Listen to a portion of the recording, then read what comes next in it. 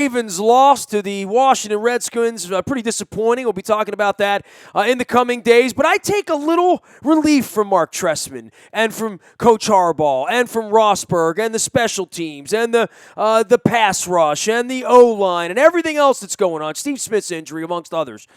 To talk a little bit of Orioles baseball. How dare I do such a thing here during such a hardship in the football week? Baseball tragedy, that was so last week, unless you're in I don't know, Arlington or someplace like that. Alan McCallum, our Orioles historian and baseball insider, joins us now to, I don't know what we're going to discuss here. I know it's not going to be the Ravens with you because that's not your cup of tea. You're the baseball guy.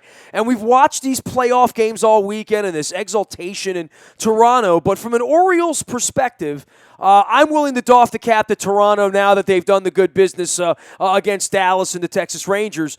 But where do the Orioles go from here, Alan? I guess that's the greater question here is how do they pick up the pieces from this one? Yeah, and that's, for me, it's baseball season. I'm not a football guy per se, certainly, but I know they're playing, but the playoffs are in full gear. So. I'm always shocked, by the way, by how many of those there are. I'm going to be writing this week, just as a little aside, about the death of the Baltimore sports fan. The fact that the Orioles were in a playoff race and no one wanted to go. The fact that the Ravens have played the Raiders and the Redskins the last 2 weeks, and there's been a large concentration of visiting fans. And then on top of that, another large concentration of empty seats. So this is, sort of percolating. So to see Toronto sort of come to life and Cleveland sort of come to life this week, that's good for a community. I don't know why it didn't happen for the Orioles here a month ago, but that's another huge question this franchise has to ask itself in the offseason. And I will get to the Orioles. I'll certainly answer your question. But, having conversations with a friend of mine who's not a sports fan and trying to express, I don't know that I call myself the average sports fan. I love baseball and tennis to a lesser degree, but you don't spend thousands of dollars of personal income on baseball every year, do you? You don't. Not as much as I used to. Well, and maybe okay. So you're a fanatic and you spend less than you used to. Other than the 30-30 tour, which cost me a lot of money, obviously with airlines and whatnot, and it was not underwritten, but it was sponsored by Charles Newsonoff and Sons, amongst others, who helped us, Planet Fitness and other people. But going to baseball games I'm running a bus trip this week to the Giants game. It's not the same as it was 5 years ago or 10 years ago. Not for me, not for anyone. Jacksonville was not overrun with Ravens fans maybe the way it was 5 years ago or 10 years ago. People don't want to go to the new Yankee Stadium on the Saturday afternoon game in May anymore for any amount of money. They don't want to go to Camden Yards for $14 to see pennant race baseball 3 weeks ago. They just don't. I'm trying to get my arms around that, but the Orioles specifically have a winning problem, a management issue now, wherever you are with Buck, and I'll begin this. I don't want this to turn into, Trump and Clinton, but I did go to a tailgate on Sunday morning, and I found myself engaged with, someone who was a guy I don't know very well at all. He's a friend of a friend. I don't even know his name, quite frankly. He knew mine. We started talking baseball. We started talking about football scratches, and then we got into baseball. And I said, the interesting part for me, as one who's managed people and been managed, after this kind of a meltdown with the genius guy that everyone trusts with their children, right? Buck Showalter. We trust him with everything, right? Because he's led us to that point that when it really mattered, none of us agreed with the call. It blew up in his face, and that's the last act he's going to have until the Blue Jays open the season, maybe as the reigning world champs for all the way they've looked the last 5 days, right? But here's the deal. He has to go sell that to Zach Britton, to Kevin Gosman, who he might be on the other side of to begin with. Probably not to Matt Wieters, who won't be back, but certainly to Hardy, certainly to Britton, and down the line. And then he has to go sell it to Peter and the two crazy kids, right? And then he has to sell it to Duquette. Then he has to sell it to the fans. Then he has to sell it to his bunkies in the media and his coworkers like Rock Labacco. I guess you could sell it to Jim Hunter and Rick Dempsey because they're, buying whatever you're selling. But, at some point, he's got to come back and overcome that, right? And in the minds of the people around him, not in my mind or your mind, but winning over the inside after You think you're pissed off about how things ended last week? Think about how the guys are and the people around there and the culture that they've had that's already not the greatest culture, how that's going to rebound from that, and then how they rebound by selling tickets, which is, maybe not a financial concern, but certainly a blight. So, okay, there's a lot. I gave you some meat on the bone there. I'm going to get some water. You talk for a while. First off, just in terms of the death of the Baltimore sports fan, as I was saying, I was trying to express what I love about baseball sort of beyond the sport itself. And what I was saying is, we don't have the sort of collective television experience anymore where Who Shot JR changes, drives the culture for a summer, or, people being in lockstep with what there are only 3 networks. Musically, everybody has their own niche. You go to the internet, there are a million different things you can listen to, and you find your people, but you have to sort of look for them. Only in sports is there, with all the dissension and whether it be the political race or the issues going on in the country. Whatever your dissension would be, right. Political or otherwise. Everybody's got something they're pissed off about. I mean, right. Literally, right? Or a fight that they're fighting, right? The one place where a community can really come together in this country at this point, and it from a city standpoint, from a community standpoint, often is sports, where 48,000 people can sit in one ballpark.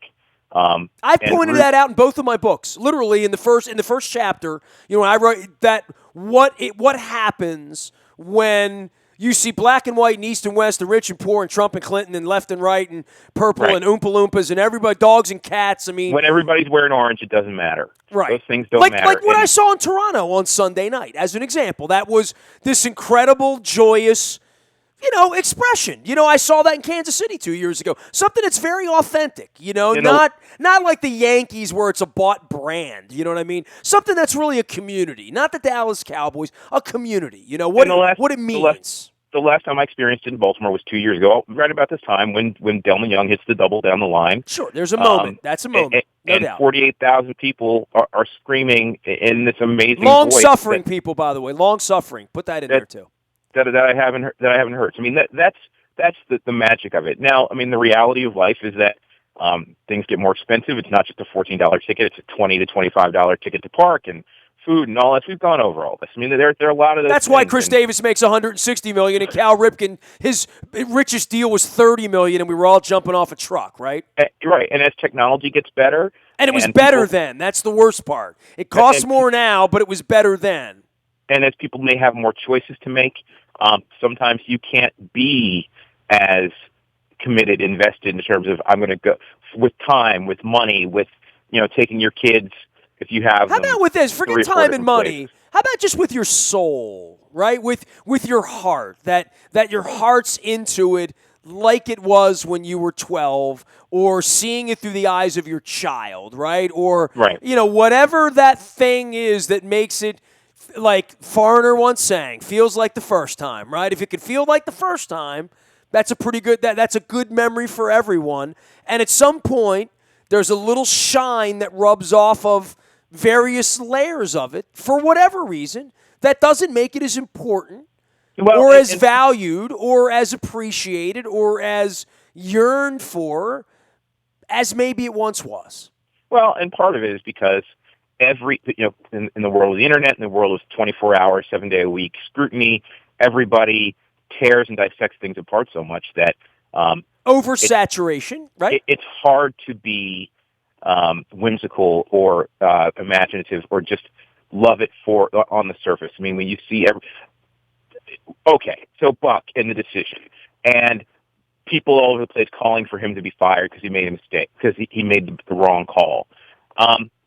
That's idiots. That's not, that's where everybody has a Twitter page where 10 years ago, they'd have to line up 3 deep to get a phone call in with me to say stupid stuff one at a time, not in machine gun fashion. I mean, fire Buck Showalter is stupid. That doesn't mean that the old man won't do it, okay? Like, so that's where I am it doesn't matter what you or I think. What does the old man think of this? Because in the end, as I've preached, that's all that matters with this organization is what the old man thinks. And I think that could be a tough conversation. I could see where Peter could lecture Buck Showalter on the virtues of Zach Britton and Buck being offended by such thing. I mean, I could see all sorts of weird scenarios. None of them have happened heretofore, but heretofore, Buck was a genius, right? Buck walked in there with all the chips on his side of the table, always, right? Like, I took this job, I cleaned it up, we got to the postseason, I've saved you money, I've made you money, I've deflected criticism. Even Flanagan killed himself, nobody had to come and answer any questions. Nobody ever has to answer any questions. I got us into the playoffs. Hey, I screwed up. All right, let's have a scotch and laugh about it. Toast to 2017. It might go that way, Alan. It really might. It might not. It might not. Is Buck a genius? There was a posting on one of the Oriole, hangout things on Facebook about the elite managers, and then the person mentioned Bochy and Madden and a couple other people. Those are the guys that have won in October. And that Buck is the second tier, and everybody went nuts. And my response was this: Bochy got fired from San Diego, and Joe Madden left Tampa. Joe Madden left Tampa because he had a magic carpet ride based on the 10 years of scouting, drafting, and good scouting that they had done, and had put together a good run in Tampa. But those players were leaving as free agents, and he knew that their organization wasn't going to be able to retain or replace them. And he went to, and they were losing. They were into a period of losing. He did what people do in life. They go and find a better situation for themselves. I've done that in my own life, if you haven't noticed. He went to a place where financially they could replace and maintain the players that they wanted, and with a good organization in terms of the front office to manage. And it's much easier to be a genius when you have those things in your stead. Well, it's a lot easier to be a genius when you're up 2-0 after the first couple games, too, because he could have been a real dunce if, Bannister's not looking like such a great manager today, right? Javier Baez, who had been a guy who had basically a player without a position, who's gotten a lot of more playing time than would have been expected because of a couple of injuries for the Cubs, with some young players, Schwarber and the like, they've gone down.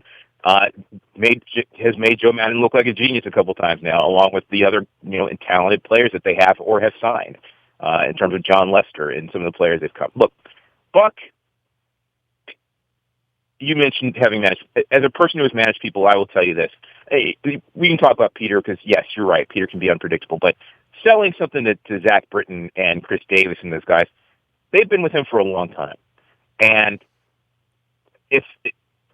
I'm certain that Darren O'Day came back to Baltimore largely because they paid him a lucrative amount of money, and because he trusted Buck to handle him and his outings well.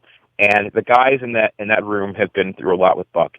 And what you need to know about Buck, if you're going to base this on one bad call, or let's say two bad calls, because some might say it cost him. He cost the Orioles going and playing that game in Camden Yards by a mistake he made on Saturday against the Yankees, and leaving Miley in too long. So let's put those two. Well, don't think that the players aren't second guessing him too, because they are. I'm not. But what I'm saying is, if one bad call loses a locker room for you, then you really didn't have them in the first place. Well, I mean, and that's what we're going to find out. And I'm not inferring that it may or may not happen. I'm saying it's sitting there. It's obvious.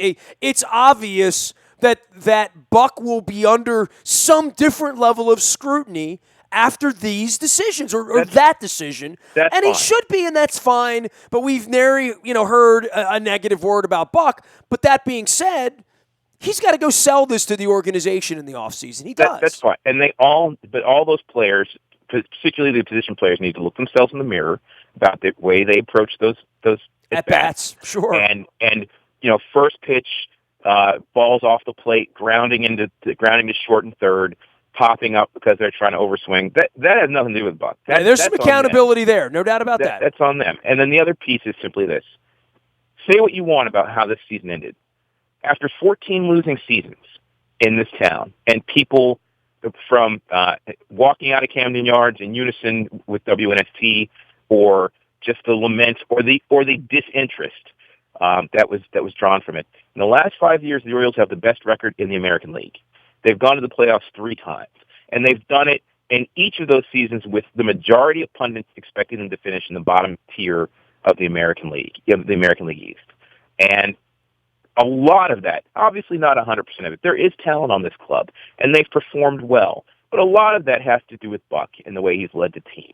So if you want to, as we're all apt to do in today's society, jump on this one thing and be hateful and spiteful because of it, that and ultimately causes Peter Angelos or Bucks to say, I'm out of here, then that's as foolish as anything this town has ever done after begging for a winner, wanting to see it back again. Yeah, who are you replacing him with is what my, right. But the first thing I would say is, boy, if he leaves, you better have a better solution than him, and I don't know where that is because last I checked, no one wanted this job, right? Literally. Absolutely.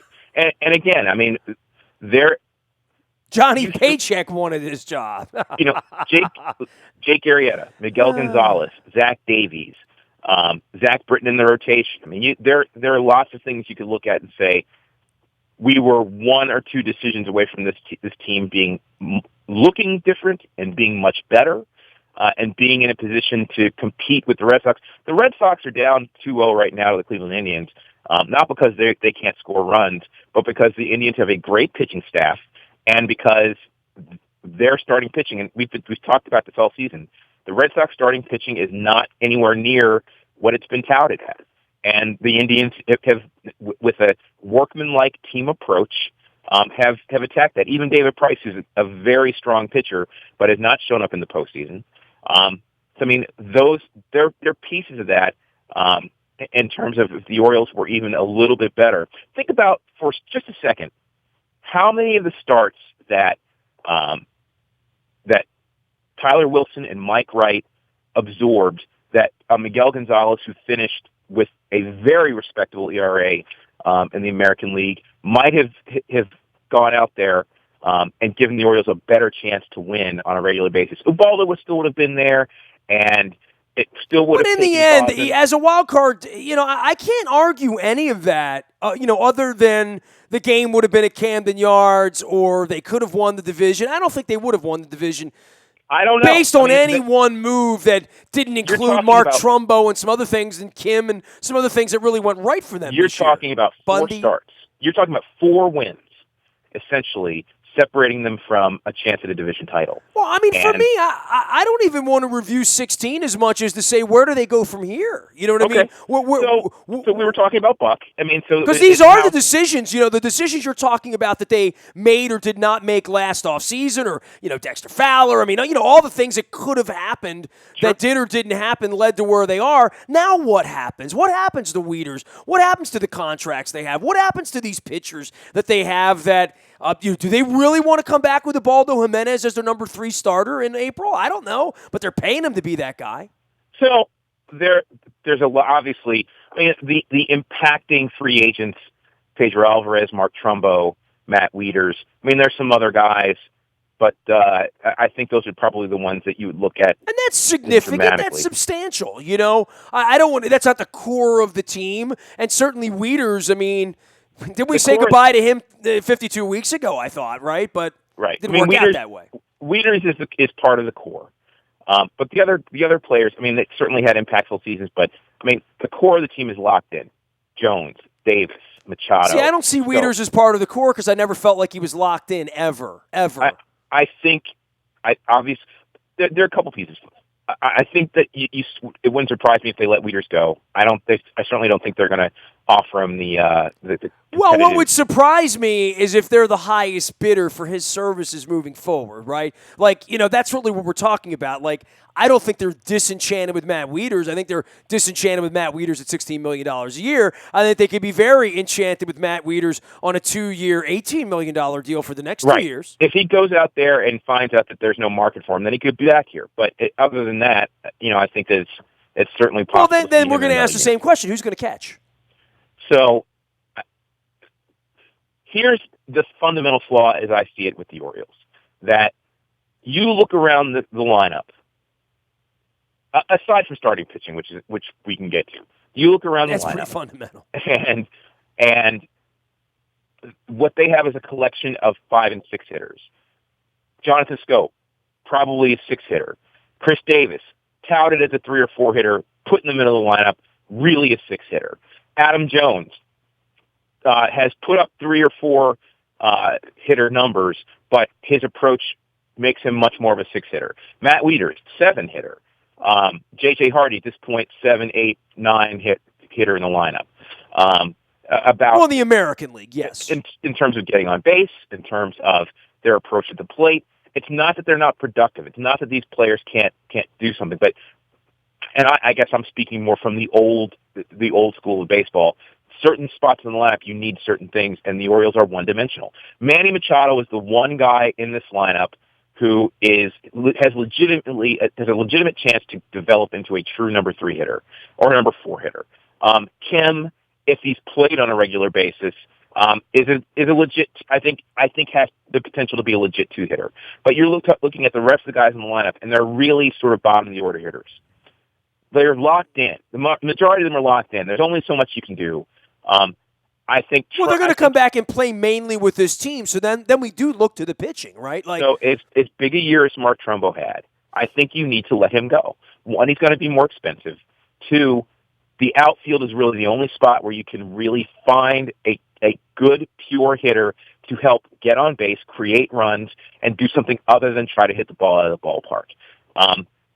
In other words, you want Carlos Beltran in his prime, or a rich man's Jacoby Ellsbury. I couldn't care less if the guy whoever they find hits home runs. They got enough. They have enough guys who are going to hit home runs. They have enough guys that can hit the ball out of the ballpark at Camden Yards and other places. Who cares? Well, I mean, at the end of the day, they'll Gerardo Parra or Michael Bourne their way, through this, right? I mean, that's how they do this, right? It's just what they do, right? So we have lamented in the recent years. It seems like every other year Duquette goes on vacation in the offseason. Well, it'd be Nate McLouth or something, right? So here's an interesting piece. I mean, you put a lot of this at the feet of Peter Angelos. I tend to put things at the feet of Dan Duquette in terms of the way things have been handled. If this offseason, after spending a significant amount of money last year, he goes out or doesn't go out and do anything of significance in this offseason, then what it will seem to me, this is just my opinion, is that he's being given a budget and he's trying to build up, as opposed to spending it, equally every year, enough money every other year to go out and try to make substantial difference. And at that point, to me, that maybe that is Peter Angelos. But, this is not an organization where you're looking at 17, 18, and 19 and saying, we've got this kid at Delmarva that's going to be in the big leagues in 18 or 19. Like, that Machado kind of guy. They don't have that going on in their organization. I would say not now, but really not ever. And if they say that, come on, man. I mean, let's look at the projections over the last 20 years for whatever they projected in their 24 or 36-month timeline, as opposed to, let's see what Theo Epstein put together 3 years ago and what he sold Joe Madden on 2 years ago, as far as what this would look like in the big leagues and what the timeline would look like. Part of that is being predictive of some of that stuff, and part of it, when you get Strasburg hurt or whatever, I mean, look at what happened to the Marlins. I mean, the death of the kid alone is just this incredible tragedy. That's the but the organization, yeah, I mean, where are they replacing that kid? They're not. So the Orioles have Trey Mancini, and they need to figure out how they're going to play him because Chris Davis is blocking him at first base, which is yet another thing to consider when they decided to resign him. Can he play which the outfield? Is something the old man, insisted upon from, all we know. That was they were ready to move on without him. That's what Trumbo was all about. Like, that's pretty much the way it went. They spent the last couple of seasons loading up on catchers in the minor league system, and there are a couple that are promising, but I think the knock on all of them is that they haven't really they're not ready to take over a major league catching responsibility. And that's what they would have said about Caleb Joseph before he had to do it under fire, right? So, I mean, Chance Sisco seems to be the guy that everybody's looking to, and, maybe he'll be ready to start the next season. I don't know. I would say probably not. Which puts it right in Caleb's hands, which means he's probably batting ninth. And I think his poor season was a significant aberration. I don't think he's an impact player anymore, but I think he's a player that is certainly better than one that showed up at Camden Yards through most of 16. I think if you get healthy in the offseason and you give him 420 at bats and let him catch 109 games, I think he can hit 241. I mean, I do. If it's me, I look to Hyun-Soo Kim to play him significantly more than they played him this year. I look to find a right fielder who is all about getting on base, hitting line drives, and finding ways to create runs other than hitting home runs. I would let Mark Trumbo go, and I would re-sign Pedro Alvarez. I think he's going to cost less. He's a DH. The Orioles could use a healthy DH. I think they could use another left-handed bat, either in the lineup or off the bench on a regular basis. I think you look to Trey Mancini to develop and be ready to play in the major leagues in the coming season. Where's Nolan Reimold fit into this for you, Alan? I don't think it's clear that they don't believe in Nolan enough to give him a chance, and I think that essentially that was just comedy for me. It's just comedy. I mean, I'm not trying to be mean. I'm just sort of like, he's fit into these plans every year for like 10 years now, right? Literally. I think Michael Bourne, Trey Mancini, Steve Pearce would ultimately eat up some of those at bats. I think Steve Pearce is a player to come back. Look, obviously Buck likes him; they believe in him, and I think the problem 2 years ago was that instead of looking at him as the super utility player, the super sub that they needed this year, they looked at him as an everyday player, which he's never been. And I think if they bring him back as a super sub, left field, right field, first base. The super sub is kind of gone away, right? You know what I mean? The game's not structured that way anymore, right? Well, Zobrist. I mean, there are a couple out there, but it's not. It's not common. It's not as common as it used to be. A real role, like on your baseball card. Utility guy, right? But the Orioles need someone other than Ryan Flaherty that they can plug into 5 or 6 different positions on, let's say, a 2 or 3 times a week basis, so that they can rest some of these guys. Where's Floyd Rayford when you need him? Right. That are exhausted at the end of the season. They need the player to do that. But that's Buck's style, though. I mean, Buck's style is to ride you like a mule. That is his style. But part of that is because he doesn't have a bench deep enough to get anything out of. If you bring Michael Bourne and Steve Pearce back, along with a Flaherty, then you have 2 guys that can handle major league at bats. Probably not every day. You wouldn't look to them to do that every day, and can help spell players so that they're not completely exhausted as they head into September. Nobody's expecting them to spend egads of money on anybody. But I mean, if you so you're looking for one significant position player that they don't either already have in house or aren't familiar with. And for me, it's let go of Trumbo, probably let go of Wieters, try to sign Pedro Alvarez, Michael Bourne, and Steve Pearce, and look to Trey Mancini to make an impact. And that's offensively what I would do. I would imagine they're not going to spend a lot of money on a free agent catcher when they've spent so much time trying to find the guy in the system. So you look to Caleb and you hope that, let's say, Chance Sisco is ready by June or July of 2017 to come take that spot. Will it happen? I don't know, but that's probably how I would approach it. And if at that point I'm Dan Duquette, if you look and say Tillman, Gausman, Bundy, you're going to have Ubaldo for at least half another season, because I don't think they would jettison him at the end of the year with the money they owe him. And you've got Gallardo, you've got Miley. I would much rather see them go out and find at least one other capable starter who you can rely on, as opposed to trying to fill that void with. If you have to deal with Ubaldo and you have to deal with Gallardo, or let's say they're going to give Miley a shot because he's the only left-handed guy, one of those 3 can't be involved in that for anything more than a long relief responsibility. So I mean, and then if you go out and find another quality starter or decent starter to fill the back of the rotation until you find someone else in the farm system or something else drops into your lap, then I think that the Orioles are probably going to be in decent shape to compete. The Blue Jays are going to. I think you can assume the Blue Jays are going to lose a little bit. The Yankees and the Red Sox. Red Sox are going to be in good shape, except for their starting pitching, but they have the kind of talent to go out and try to remedy that again. They spent a lot of money on that, by the way. I think the Yankees are going to. I would imagine next year is going to be sort of a bumps and bruises season for the Yankees, but the year after that they're going to be really dangerous. But the reality is simply that the Orioles' window it's got a couple of years from closing.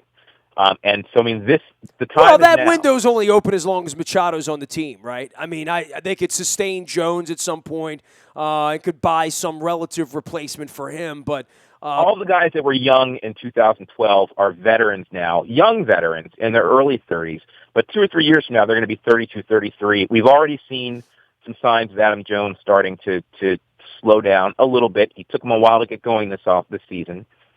Chris Davis, I mean, if he follows this trend, he'll have a big year next year, but there's no way to guarantee that. We've seen Scope and Machado mature.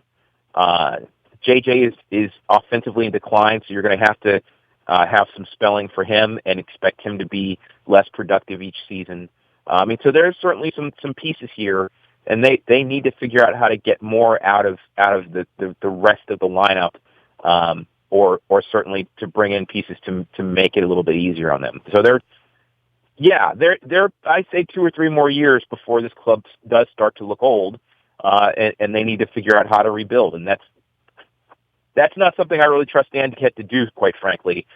So at least he should be able to. Well, he's being paid to do it for 2 more years, Alan. So contract said so. He needs to find a way to augment what's here so that they can get the most out of the next couple of years for this club. Always good checking in with you, man. Cubs going to win the World Series, right? I mean, they certainly look like the House of Fire right now. I don't know. Wake me next week, I bet, right? I still think offensively they're a little young. It'll be interesting to see how they match up against either Los Angeles or Washington. And I would not sleep on the Cleveland Indians. You love the Indians. You love the tribe. I don't love them, but their pitching is impressive, even with the injuries that they've had over the last month or so. I think that their pitching can hold down a Toronto, and I think that their offense is workmanlike enough. They remind me of the Kansas City Royals in terms of the ways they create runs. Not quite as put the bat on the ball as that club, but there's something about them. I feel like they have a chance to sneak up on some clubs in this postseason. So we'll see. The Cubs are certainly the odds-on favorites. I wouldn't tell you to bet against them, but I think that the Cleveland Indians might have something to say about this when it's all said and done. I'm wearing my Dodgers hat, and I'm not even rooting against Toronto. I mean, Geddy Lee's happy. I'm happy. That's the way I see it. Alan can be reached, Alan at WNST.net. I'm Nasty at WNST.net. Reminder, we got C.J. Mosley of the Ravens joining us at Buffalo Wild Wings at Owings Mills for the Bone Marrow Registry and for There Goes My Hero on Tuesday night. We're there every Monday for our Best Seat in the House promotion as well as our wing eating competition. You can find me out on Twitter, Facebook, LinkedIn, Snapchat, Instagram, and streaming live on our WNST, the YouTube channel, and Facebook Live as well. We are WNST.net, AM 1570, and WNST Towson, Baltimore, and we never stop talking Baltimore sports.